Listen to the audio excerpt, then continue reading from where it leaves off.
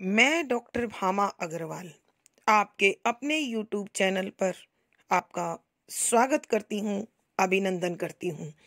आइए प्यारे बच्चों, आज हम छायावाद के 4 प्रमुख कवियों में अपना महत्वपूर्ण स्थान रखने वाले जयशंकर प्रसाद द्वारा रचित कामायनी का अध्ययन करते हैं।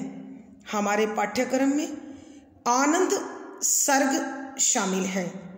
कामायनी जयशंकर प्रसाद की एक सर्वश्रेष्ठ कृति होने के साथ साथ यह आधुनिक हिंदी साहित्य का भी सर्वश्रेष्ठ काव्य ग्रंथ माना जाता है। कामायनी में 15 सर्ग हैं और आनंद उसका अंतिम सर्ग है। यहाँ कवि ने मानव के जीवन में अनेक प्रकार के पड़ाव आते हैं, अनेक प्रकार के कर्म होते हैं, अनेक प्रकार का जीवन के प्रति दृष्टिकोण होता है, लेकिन अंत में प्रत्येक व्यक्ति प्रभु की शरण में जाकर आनंद की तलाश करता है। यहाँ कवि ने उसी आनंद का जिक्र किया है। उपनिषदों में भी आनंद से ही सृष्टि का निर्माण माना जाता है। आनंद में ही सृष्टि चलती है और अंत में आनंद में ही विलीन हो जाती है। कवि ने यहाँ उसी आनंद का जिक्र या वर्णन इस आनंद सर्ग में किया है। कामायनी के रचयिता और कामायनी में शैव दर्शन का विशेष स्थान है। शैव दर्शन भगवान शंकर से जुड़ा हुआ जो दर्शन अर्थात जीवन के तत्वों को देखने का एक विशेष नजरिया दर्शन कहलाता है। हम आनंद सर्ग में जिस कथा का अध्ययन करेंगे वो इस प्रकार है। कामायनी के 3 प्रमुख पात्र हैं, मनु, श्रद्धा और ईड़ा। ईड़ा जो कि इस सर्ग में आरंभ से अंत तक चलती हुई दिखाई देती है। ईड़ा ने श्रद्धा और मनु के पुत्र मानव को साथ लेकर सारस्वत प्रदेश को पुनः बसाया है, व्यवस्थित किया है और उस व्यवस्था के बाद उस प्रदेश के निवासी वैभव, धन धान्य आदि से परिपूर्ण होकर सुख में जीवन व्यतीत करते हैं और इस प्रदेश में मानवीय विकारों का प्रभाव नहीं है। सभी लोग एक परिवार के सदस्यों की भांति मिलजुल कर प्रेम से रहते हैं। एक दिन ईड़ा उनके पुत्र मानव को लेकर और सारस्वत नगर के निवासियों का एक दल बनाकर श्रद्धा और मनु के दर्शन के लिए कैलाश पर्वत की ओर जाती हैं। तो जाते हुए उनके साथ जो सामान हैं, जो लोग हैं, जो जीव हैं, उनकी किस प्रकार की क्रिया प्रतिक्रिया है उसका वर्णन उन्होंने बताया है, किया है। वो जब कैलाश पर्वत की ओर जाते हैं तो उनके साथ नंदी बैल है जो शैव दर्शन के अनुसार मोक्ष को देने वाला है और भगवान शंकर का वाहन है। इसलिए इस दल का जो नेतृत्व कर रहा है धर्म के प्रतिनिधि के रूप में वह बैल है और उस पर सोमलता की बेल लदी हुई है। उसके एक घंटा लटका हुआ है जो निरंतर मधुर ध्वनि उत्पन्न करता है। यहाँ इस समूह का जो नेतृत्व कर रहा है वो मनु यानी मनु और श्रद्धा का पुत्र मानव है। उसके एक हाथ में बैल की रस्सी है और दूसरे हाथ में उसने त्रिशूल ले रखा है और पर्वतों की चढ़ाई कर रहा है। ईड़ा ने गैरवे रंग के साध्वी वस्त्र पहने हुए हैं और वह भी मानव के साथ साथ चल रही है। और उनके पीछे पीछे मधुर ध्वनि में मंगल गान करती हुई महिलाएं चल रही हैं। उनके दल में अनेक बच्चे, असंख्य युवक महिलाएं हैं जो बड़ी प्रसन्नतापूर्वक हंसी खुशी के साथ इस यात्रा को कर रहे हैं। उनके साथ चंवर हैं, यानी जिसे हम याक कहते हैं या चांवरी गाय कहते हैं, वो हैं। और उन पर इस ध्रुव मार्ग में, इस पर्वता आरोहण के दौरान जिन जिन चीज़ों की आवश्यकता पड़ सकती थी वो उस पर लादी गई हैं। और बहुत से छोटे बालकों को भी इन पर बैठाया गया है। महिलाएं बच्चों से बातचीत करती हुई चल रही हैं। बच्चे जिज्ञासु होकर बार बार पूछते हैं कि अब हम कितना और चलेंगे, और इस प्रकार हंसी खुशी के साथ ये सारा रास्ता तय होता है।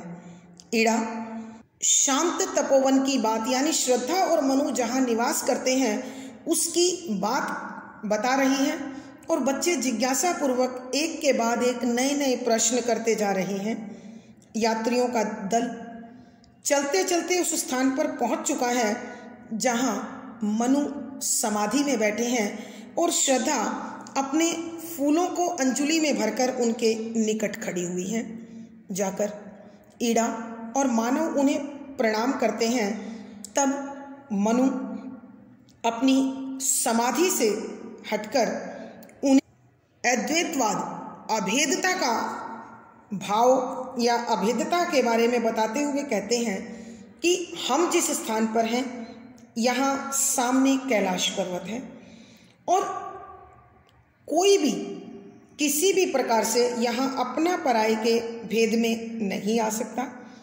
जो भी इससे जुड़े हुए हैं उनमें से कोई दुखी नहीं है, शापित नहीं है, तापित नहीं है, किसी में किसी प्रकार का कोई विकार नहीं है, कोई पापी नहीं है। सब एक दूसरे के साथ मिलजुल कर प्रेम से एक परिवार की भांति रहते हैं।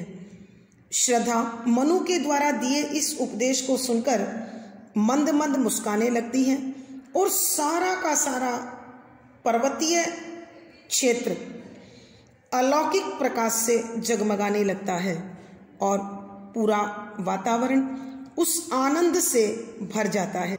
सभी यात्री एक दूसरे को अभिन्न समझते हुए एक दूसरे में पूर्ण तादात्म्य के साथ, मेल के साथ मिल जाते हैं। और वहां जाने के बाद मनुष्यों की दृष्टि में जड़ चेतन आदि का सब भेदभाव समाप्त हो जाता है, और सब अपने आप को एक अखंड अद्वितीय आनंद में महसूस करते हैं। आइए बच्चों, इसी प्रकार के भावों को समेटे हुए कामायनी के 15वें सर्ग आनंद सर्ग का अब हम अध्ययन आरंभ करते हैं। पद संख्या 17। दिनकर गिरी के पीछे अब हिमकर्था चढ़ा गगन में, कैलाश प्रदोष प्रभा में स्थिर बैठा किसी लगन में, संध्या समीप आई थी उस सर के वलकल वसना, तारों से अलग गुथी थी पहने कदम की रचना। प्रसंग प्रस्तुत पद हमारी हिंदी की पाठ्य पुस्तक आधुनिक हिंदी काव्य में छायावाद के आधार स्तंभ कवि श्री जयशंकर प्रसाद जी द्वारा रचित आधुनिक हिंदी काव्य का महाग्रंथ कामायनी के अंतिम सर्ग आनंद सर्ग से लिया गया है। संदर्भ: इस पद में कविवर जब सारस्वत नगर के निवासी अपने समूह के साथ कैलाश पर्वत पर मनु और श्रद्धा के दर्शन हेतु पहुंचते हैं, तो कैलाश का जो सौंदर्य है, जो अनुपम मनोहर छवि है, उसका कवि यहाँ पर सुंदर चित्र प्रस्तुत करते हुए लिखते हैं कि व्याख्या: शब्दों के अर्थ साथ साथ दिनकर सूर्य, गिरि पर्वत के पीछे पीछे अब इस समय हिमकर चंद्रमा था निकल आया था, चढ़ा चढ़कर गगन आकाश में कि अब सूर्य पहाड़ों के पीछे छिप रहा था और आकाश में चंद्रमा दिखाई देने लग गया था। कैलाश प्रदोष प्रभा में अर्थात शाम ढलने लगी थी, सांझ घिरने लगी थी। कैलाश प्रदोष प्रभा में स्थिर बैठा किसी लगन में, कैलाश कैलाश पर्वत। प्रदोष शाम का समय या संध्याकालीन बेला, प्रभा चमक में अंदर कि कैलाश इस शाम की चमक में इस प्रकार दिखाई दे रहा था, स्थिर शांत बैठा बैठा हुआ किसी विशेष प्रकार की लगन ध्यान मग्न होना में कि कैलाश पर्वत इस संध्याकालीन बेला में ऐसा दिखाई दे रहा था मानो कोई तपस्वी उस सांध्यकालीन बेला में, उस सांझ के समय में ध्यान मग्न होकर, तपस्याबद्ध होकर बैठा हुआ हो। संध्या समीप आई थी, संध्या सांझ समीप आई थी, समीप माने पास, आई आ गई थी। उस सर माने तालाब के वलकल पेड़ों की छाल रूपी वसना वस्त्रों को धारण करके यहाँ कवि ने श्याम का एक नारी के रूप में निरूपण किया है और वो कह रहे हैं कि इस शाम के समय पर स्वयं श्याम उस तालाब के निकट पेड़ों के छाल रूपी वस्त्र पहनकर पहुंच गई थी। अर्थात शाम का धुंधला प्रकाश चारों ओर वातावरण को घेरे हुए था, तारों से अलग गुथी थी, तारों सितारों से के साथ अलग बाल, चोटी, वेणी आदि गुथी थी, गुथे हुए थे, पहन रखी थी। कदम्ब कदम्ब के पेड़ की रचना तगड़ी कि ऐसा लग रहा था कि इस सांझ रूपी नायिका ने अपने शरीर पर पेड़ों की छाल रूपी वस्त्र धारण कर रखे थे और बालों में सितारों रूपी मणियों को गूंथ रखा था जो चमक रहे थे और कदम्ब के वृक्ष की तगड़ी, कदम्ब के वृक्ष के फूलों की तगड़ी अथवा करघनी इस नायिका ने धारण कर रखी थी। अर्थात कवि कहते हैं कि ढलती हुई शाम के समय आकाश में तारे निकल आए थे और कदम्ब के फूल एक विशेष प्रकार के आकर्षण के साथ खिले हुए सौंदर्य बिखेर रहे थे। आइए बच्चों, हम एक बार फिर इस पद की व्याख्या करते हैं। यहाँ कविवर श्री जयशंकर प्रसाद जी कैलाश पर्वत के अनुपम सौंदर्य का वर्णन करते हुए लिखते हैं कि दिनकर गिरी के पीछे अब सूर्य पर्वतों के पीछे जाकर छिपने लगा था, हिमकर था चढ़ा गगन में और आकाश में चंद्रमा निकल आया था, दिखाई देने लगा था। अर्थात धीरे धीरे शाम घिरने लगी थी। कैलाश प्रदोष प्रभा में स्थिर बैठा किसी लगन में और कैलाश पर्वत इस सांझ की बेला में, इस संध्याकालीन समय में ऐसा दिखाई दे रहा था मानो कोई तपस्वी ध्यान मग्न बैठकर तपस्या कर रहा हो। अर्थात वहां पूर्ण शांति छाई हुई थी। संध्या समीप आई थी उस सर के वलकल वसना और संध्या रूपी नायिका वहां तालाब के पास आ गई थी। उसने अपने शरीर पर पेड़ों की छाल रूपी वस्त्र या वलकल वस्त्रों को डाला हुआ था तथा उसके बालों में तारे गुथे हुए थे तथा उसने अपनी कमर पर कदम्ब के फूलों की तगड़ी धारण की हुई थी। अर्थात कवि के कहने का भाव यह है कि तालाब के निकट घिरती हुई शाम के समय ऐसा लग रहा था कि पेड़ों की जो छाल है वो गदराई हुई है। आकाश के टिमटिमाते हुए तारे चमकती हुई मणि की भांति प्रतीत होते थे और कदम्ब के पेड़ पर खिले हुए फूल उसके तगड़ी की भांति सौंदर्यमय थे, आभामय थे। भावार्थ, कवि के कहने का भाव यह है कि सभी प्राकृतिक तत्व मिलकर कैलाश के सौंदर्य को चार चांद लगा रहे थे। विशेष यहाँ कवि ने कैलाश पर्वत के वातावरण का अत्यंत मनोरम वर्णन किया है। शुद्ध साहित्यिक खड़ी बोली है, अद्भुत रस प्रसाद गुण है।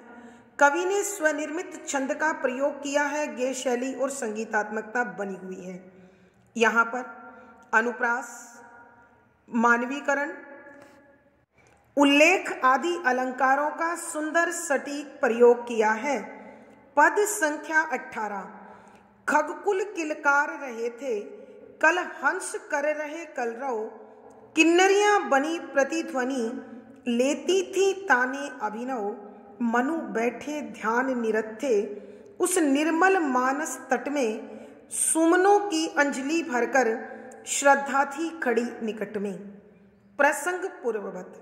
संदर्भ, यहाँ कविवर सारस्वत नगर के निवासी जब कैलाश पर्वत पर मनु और श्रद्धा के दर्शन करने हेतु वहां पहुंच जाते हैं तो कैलाश का, मानसरोवर तालाब का, मनु व श्रद्धा का दर्शन कर उनकी आंखें तृप्त हो जाती हैं, आनंद में समा जाती हैं। तो उन्हीं पलों का आकर्षक चित्रण करते हुए कविवर लिखते हैं कि व्याख्या, शब्दों के अर्थ साथ साथ। खग पक्षी, कुल, वंश या परिवार, किलकार रहे थे अर्थात उस समय कवि कहते हैं कि पक्षियों के जो समूह थे, पक्षियों के जो दल थे, वो कलरव कर रहे थे, शोर मचा रहे थे। कल हंस कर रहे कलरव। कल हंस, कल माने सुंदर, हंस माने हंस, जो मानसरोवर तालाब में तैर रहे थे। कलरव सुंदर आवाजें कि मानसरोवर तालाब में तैरने वाले कलहंस अत्यंत मधुर ध्वनि के साथ क्रीड़ाएं कर रहे थे, खेल रहे थे। किन्नरियां बनी प्रतिध्वनि। किन्नरियां नर्तकियां, राज नर्तकियां, देव नर्तकियां बनी हुई थी। प्रतिध्वनि, गूंज, अनुगूंज जिसका नाम होता है, कि जब पक्षियों के समूह इस शांत वातावरण में कलरव करते हैं और मानसरोवर तालाब के हंस मधुर ध्वनि निकालते हैं या करते हैं, तो उनकी आवाजें कैलाश पर्वत के इस सन्नाटे में, इस शांत वातावरण में अनुगूंज बनकर इस प्रकार गूंजती हैं मानो देव नर्तकियां नृत्य कर रही हों। लेती थी ताने अनुभव, ताने लय, अभिनव माने नए प्रकार की, नवीन प्रकार की, कि ऐसा लगता था मानो उस सारे वातावरण में वह अनुगूंज एक नई ही लय लेकर उभर रही हो और देव नर्तकियां वहां नृत्य कर रही हूं। अर्थात कवि के कहने का भाव यह है कि इन पक्षियों की आवाजों की अनुगूंज उस समस्त वातावरण को संगीतमय और प्रेममय बना रही थी। मनु बैठे ध्यान निरत थे। मनु बैठे बैठे हुए थे, ध्यान समाधि निरत में लगे हुए या लीन थे कि मनु वहां समाधि लगाकर, ध्यान लगाकर बैठे हुए थे उस निर्मल मानस तट में। निर्मल, शुद्ध, पवित्र मानस, मानसरोवर, तट किनारा। कि मनु मानसरोवर तालाब के किनारे पर समाधि लगाकर, ध्यान लगाकर शांत भाव से बैठे हुए थे। सुमनों फूलों की अंजलि अंजुलि भरकर भरकर श्रद्धा श्रद्धा थी खड़ी खड़ी हुई निकट पास में, और उनके पास में श्रद्धा अपने हाथों में फूल लेकर या फूलों को अंजलि में भरकर खड़ी हुई थी। एक बार फिर प्यारे बच्चों हम इस पद की व्याख्या करते हैं। यहाँ कवि जयशंकर प्रसाद जी कैलाश पर्वत, मानसरोवर तट, श्रद्धा और मनु के विषय में वर्णन करते हुए लिखते हैं कि खगकुल किलकार रहे थे, कल हंस कर रहे कलरव, कि वहां कैलाश पर्वत के आसपास पक्षियों के समूह मधुर स्वर में किलकारियां मार रहे थे, अर्थात कलरव कर रहे थे। और जो कलहंस मानसरोवर तालाब में क्रीड़ा कर रहे थे वो भी मधुर ध्वनि में गूंज रहे थे, कुंजायमान थे।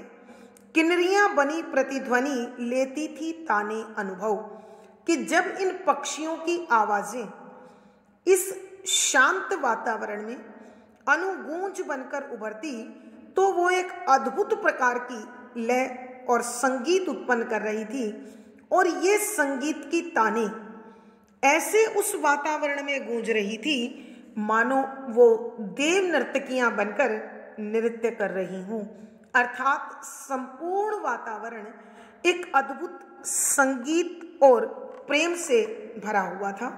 मनु बैठे ध्यान निरत थे उस निर्मल मानस तट में, और वहां इस शुद्ध पवित्र उज्जवल जल से भरे मानसरोवर तालाब के किनारे पर मनु समाधि लगाकर ध्यान मग्न होकर बैठे हुए थे, और उनके पास ही सुमनों की अंजलि भरकर श्रद्धा थी खड़ी निकट में, कि अपने हाथों में अपनी अंजलि में फूलों को भरकर श्रद्धा उनके पास ही खड़ी हुई थी।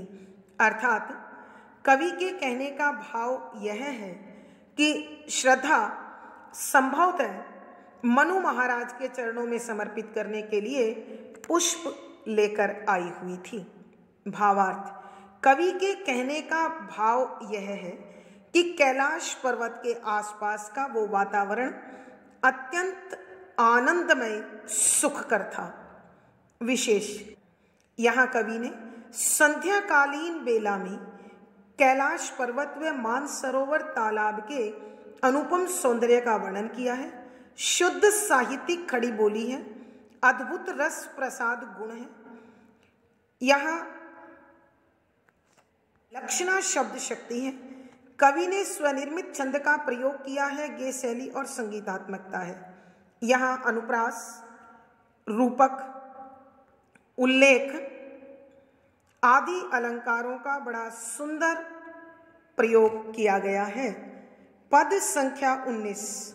श्रद्धा ने सुमन बिखेरा, शत शत मधुपों का गुंजन, भर उठा मनोहर नभ में, मनु तन्मय बैठे उन्मन, पहचान लिया था सबने, फिर कैसे अब वे रुकते, वह देव द्वंद द्युतिमय था, फिर क्यों न प्रणति में झुकते।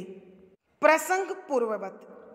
संदर्भ, यहाँ जब सारस्वत नगर के निवासी कैलाश पर्वत पर मनु व श्रद्धा के दर्शन करने हेतु जाते हैं, तब वहाँ का जो दृश्य उन्होंने देखा उसका चित्रण करते हुए, उसका वर्णन करते हुए कविवर लिखते हैं कि व्याख्या, शब्दों के अर्थ साथ साथ श्रद्धा श्रद्धा ने सुमन फूलों को बिखेरा, उछाल दिया, शत शत सैकड़ों मधुप भ्रमर जो उन फूलों में बैठे हुए थे, काका गुंजन गुंजार, कि कविवर कहते हैं जब श्रद्धा ने अपनी अंजुलि में लिए हुए फूलों को उछाला, बिखराया, मनु पर डाला, तो उन फूलों से सैकड़ों सैकड़ों भंवरे निकलकर गुंजायमान हो गए, गुनगुनाने लगे। भर उठा मनोहर नभ में मनु तन में बैठे उन्मन। भर उठा फैल गया मनोहर मन को हर लेने वाला नभ आकाश में कि पूरे आकाश में उनका मन को हर लेने वाला सुंदर गुंजार फैल गया, अर्थात पूरा वातावरण गुंजायमान हो गया। मनु तन में तल्लीन होकर बैठे बैठे रहे, उन्मन उदासीन होकर। लेकिन कवि कहते हैं कि उन भंवरों की गुंजार का, उनकी गुनगुनाहट का मनु पर कोई प्रभाव नहीं हुआ और वो स्थिर चित्त होकर, उन सब से उदासीन होकर समाधि में लीन ही बैठे रहे। पहचान लिया था सबने, पहचान लिया जान गए, लिया था ले लिया था सबने सारस्वत नगर के निवासियों ने कि इस प्रकार की स्थिति को देखकर, ऐसी समाधि को देखकर, ऐसी तल्लीनता को देखकर सब सारस्वत नगर के निवासियों ने पहचान लिया कि यही मनु महाराज हैं, जो स्थित प्रज्ञ हैं, जो स्थिर चित्त हैं। फिर कैसे अब वे रुकते, कि अब फिर वो कैसे रुक सकते थे, अर्थात वो सब उनके प्रति श्रद्धा से, प्रेम से, भाव से भर गए। वे देव द्वंद्व द्वितीयमय था, वह देव द्वंद्व द्वितीयमय था, वह सामने देव देव के समान तुल्य या देवता के समान पूजनीय, द्वंद्व युगल जोड़ा, पति पत्नी का जोड़ा, कि अब उनकी आंखों के सामने द्युतिमय चमकता हुआ था कि अब उनकी आंखों के सामने श्रद्धा और मनु का यह देवतुल्य युगल था, पति पत्नी का जोड़ा चमक रहा था, दिखाई दे रहा था, आलोकित था। फिर क्यों ना प्रणति में झुकते, फिर भला वो कैसे नहीं प्रणति श्रद्धा में दंडवत प्रणाम करना, साष्टांग प्रणाम करना, तो फिर भला कैसे वो सारस्वत नगर के निवासी उन्हें साष्टांग प्रणाम न करते, श्रद्धा से भरकर दंडवत प्रणाम ना करते। आइए बच्चों, एक बार फिर हम इस पद की व्याख्या करते हैं। यहाँ कविवर कैलाश पर्वत, मानसरोवर तालाब तथा श्रद्धा और मनु के विषय में वर्णन करते हुए लिखते हैं कि श्रद्धा ने सुमन बिखेरा, कि श्रद्धा ने फिर अपनी अंजुलि में लिए हुए पुष्पों को आकाश की ओर उछाल दिया।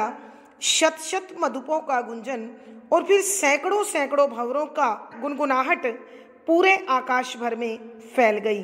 भर उठा मनोहर नभ में, कि पूरा का पूरा आकाश इन भंवरों की गुनगुनाहट से भर गया। मनु तन में बैठे उन्मन, और मनु अपनी समाधि में लीन इस सारे वातावरण के सौंदर्य से उदासीन होकर, स्थिर चित्त होकर, स्थित प्रज्ञ होकर अपनी समाधि में बैठे रहे। पहचान लिया था सबने कि समस्त सारस्वत नगर के निवासियों ने अब यह जान लिया था, फिर कैसे वे न रुकते, कि यही मनु महाराज हैं, जो स्थिर चित्त होकर, ध्यान मग्न होकर समाधि में समाये हुए हैं। फिर भला सारस्वत नगर के निवासी अपने आप को कैसे रोक पाते, जब वह देव द्वंद्व द्युतिमय था, कि उनके सामने मनु और श्रद्धा का देव तुल्य युगल दंपत्ति आंखों के सामने था, आलोकित था। फिर क्यों न प्रणति में झुकते, फिर भला वो कैसे श्रद्धा से भरकर दंडवत प्रणाम न करते, साष्टांग प्रणाम न करते, और उनकी प्रतिष्ठा में, उनके सम्मान में कैसे नहीं प्रणाम कर पाते। अर्थात कवि के कहने का भाव यह है कि जी सारस्वत नगर के निवासियों ने जब श्रद्धा और मनु को इस प्रकार देखा, तो वो भावना से भरकर, प्रेम से भरकर, आदर से भरकर उनका आशीर्वाद लेने के लिए उनके चरणों में दंडवत प्रणाम करने लगे। भावार्थ, कवि के कहने का भाव यह है कि श्रद्धा और मनु की जो अनुपम छवि है, वह सबके हृदय में आदर, प्रेम और श्रद्धा का जन्म कर देती है। विशेष यहाँ कवि ने मनु की स्थिरता, स्थित प्रज्ञता और श्रद्धा का उनके प्रति आदर स्पष्ट किया है। शुद्ध साहित्यिक खड़ी बोली का प्रयोग है। शांत रस प्रसाद गुण है। कवि ने स्वनिर्मित छंद का प्रयोग किया है। ये शैली और संगीतात्मकता है। यहाँ अनुप्रास, पुनरुक्ति प्रकाश, पदमैत्री, प्रश्न आदि अलंकारों का सुंदर सटीक प्रयोग किया है। पद संख्या 20। तब वृषभ सोमवाही भी अपनी घंटा ध्वनि करता, बढ़ चला ईड़ा के पीछे, मानव भी था डग भरता। हाँ ईड़ा आज भूली थी, पर क्षमा न चाह रही थी, वह दृश्य देखने को निज दृग युगल सराह रही थी। प्रसंग पूर्ववत। संदर्भ। यहाँ कविवर जब सारस्वत नगर के निवासी कैलाश पर्वत की यात्रा करने हेतु निकले, मनु और श्रद्धा को कैलाश पर्वत के निकट मानसरोवर तालाब पर बैठे हुए देखा तो वो श्रद्धा से भरकर, आनंद से भरकर आगे बढ़े और श्रद्धा व मनु को दंडवत प्रणाम करने लगे। तभी समूह के साथ पहुंचे हुए वृषभ तथा ईड़ा व मानव भी उनके निकट पहुंचने लगे तो उन क्षणों का वर्णन करते हुए, उन पलों का वर्णन करते हुए कविवर लिखते हैं कि व्याख्या शब्दों के अर्थ साथ साथ।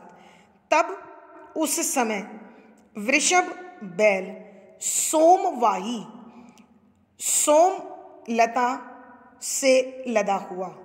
सोमलता देवताओं का प्रिय पेय पदार्थ है सोमरस, और सोमलता की बेलों से वही बनता है। सोमरस पान का अर्थ है आनंद में भर जाना, आनंद में समा जाना। भी अपनी खुद की घंटा ध्वनि करता कि धीरे धीरे चलता हुआ, फिर वह नंदी भी, वह बैल भी जिस पर सोमलता की बेल लदी हुई थी, अपनी घंटे की ध्वनि करता हुआ श्रद्धा और मनु के निकट पहुंच गया। बढ़ चढ़ा ईड़ा के पीछे, बढ़ चला चलने लगा। ईड़ा के पीछे अनुसरण करता हुआ, मानव भी डग भरता अपने कदमों को धीरे धीरे उठाते हुए, कि फिर मानव भी ईड़ा का अनुसरण करते हुए, ईड़ा के पीछे पीछे चलते हुए अपने कदमों को संभाल कर श्रद्धा और मनु की ओर जाने लगा। हाँ ईड़ा आज भूली थी। आज ईड़ा में एक विशेष परिवर्तन देखने को मिल रहा था। ईड़ा आज के दिन भूल चुकी थी। क्या? अपने और पराये के भेदभाव को, कि उसने जो पीछे पूर्व में श्रद्धा के प्रति अन्याय किया था, मनु को भ्रमित किया था, आज वो सब भेदभाव और अपने पूर्व के व्यवहार को भूल चुकी थी, पर क्षमा न चाह रही थी। परंतु आज भी वह अपनी गलतियों के लिए, अपने अपराधों के लिए श्रद्धा से क्षमा की इच्छा नहीं रख रही थी।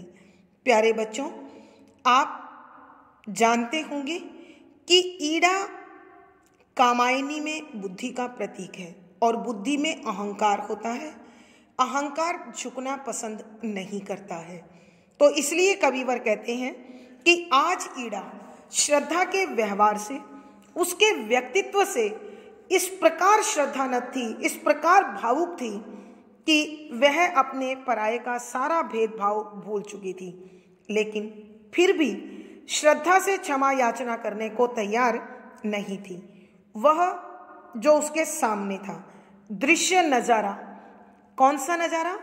मनु व श्रद्धा के प्रेम से पूर्ण व्यवहार का दृश्य देखने को निज, देखने के कारण निज माने अपनी, दृग माने आंखों को, युगल माने जोड़े को सराह रही थी, सराहना कर रही थी कि जब उसने अपने सामने मनु और श्रद्धा दंपत्ति को इस प्रकार तपस्या में और प्रेममय वातावरण के साथ देखा तो उसकी आंखें अत्यंत संतुष्ट हो गई और वह इस संतोष के लिए, इस संतुष्टि के लिए अपनी आंखों की सराहना कर रही थी, उनको धन्यवाद कर रही थी, उनकी कृतज्ञता जता रही थी। आइए बच्चों, हम एक बार फिर इस पद की व्याख्या करते हैं कि यहाँ कविवर सारस्वत नगर के निवासियों की जो प्रतिक्रिया श्रद्धा और मनु को देखकर हुई, उसका वर्णन करते हुए कविवर लिखते हैं कि तब वृषभ सोमवाही भी, कि वह नंदी बैल जो अपने शरीर पर सोमवाही की लताओं को लाद कर लाया था, वह भी अपनी घंटा ध्वनि करता, कि अपने गले में बंधे हुए घंटे को बजाता हुआ, अर्थात श्रद्धा और मनु को घंटे की ध्वनि के माध्यम से प्रणाम करता हुआ आगे बढ़ने लगा। बढ़ चला इड़ा के पीछे मानव भी था डग भरता, कि श्रद्धा और मनु का पुत्र मानव भी संभल संभल कर धीरे धीरे कदम रखता हुआ, ईड़ा का अनुसरण करता हुआ, ईड़ा के पीछे पीछे चलता हुआ, उसका अनुयायी बना हुआ मनु और श्रद्धा के निकट पहुंचने लगा। हाँ, ईड़ा आज भूली थी, पर क्षमा न वह चाह रही थी कि आज ईड़ा श्रद्धा और मनु के दर्शन कर सब अपने पराये का भेदभाव भूल चुकी थी, लेकिन फिर भी वो पूर्व में अपने द्वारा किए गए अनुचित व्यवहार की, गलतियों की, अपराधों की क्षमा श्रद्धा से मांगने को तैयार नहीं थी। वह दृश्य देखने को निज दृग युगल सराह रही थी कि जिन आंखों ने आज श्रद्धा और मनु का इस प्रकार तपस्या में लीन, इस प्रकार समाधिस्थ, प्रेम से परिपूर्ण दृश्य देखा, नजारा देखा, तो उन आंखों की वो सराहना कर रही थी, कृतज्ञता जता रही थी, आभार जता रही थी, क्योंकि आज जिस संतोष और संतुष्टि का अनुभव उन्हें हुआ, वो उससे पूर्व उसे कभी नहीं हुआ था। भावार्थ, कवि के कहने का भाव यह है कि मनु और श्रद्धा की छवि अनुपम आनंद से भरी हुई थी, जो देखने वालों के हृदय में भी आनंद भर देती थी। विशेष यहाँ श्रद्धा और मनु के अद्वितीय स्वरूप का चित्रण किया गया है। शुद्ध साहित्यिक खड़ी बोली का प्रयोग है। प्यारे बच्चों, यहाँ जो नंदी बैल अपने साथ सोमलता की बेल लेकर आया है, वो संभवतः इस देव स्थान में देवताओं के प्रिय पेय पदार्थ सोमरस के निर्माण हेतु लाई गई हैं, और सोमरस आनंद का प्रतीक है। तो यहाँ आनंद लोक की स्थापना, आनंद की स्थापना के लिए, समरसता की स्थापना के लिए संभवतः कवि ने सोमवाही का जिक्र किया है। लक्षणा शब्द शक्ति है, शांत रस प्रसाद गुण है। कवि ने स्वनिर्मित छंद का प्रयोग किया है, गेय शैली और संगीतात्मकता बनी हुई है। यहाँ अनुप्रास, स्मरण, पदमैत्री, उल्लेख आदि अलंकारों का सुंदर सटीक प्रयोग किया है। आज की कक्षा में प्यारे बच्चों इतना ही। अगली वीडियो में हमारी फिर मुलाकात होगी। पिछली वीडियो का लिंक आपको डिस्क्रिप्शन बॉक्स में मिल जाएगा। आशा है पढ़ा गया विषय आपको पसंद आ रहा होगा। अपने भाव व विचार कमेंट बॉक्स में लिखें। वीडियो को लाइक करें, शेयर करें और चैनल सब्सक्राइब करें। आपका दिन और जीवन मंगलमय हो, इसी शुभकामना के साथ आभार, धन्यवाद।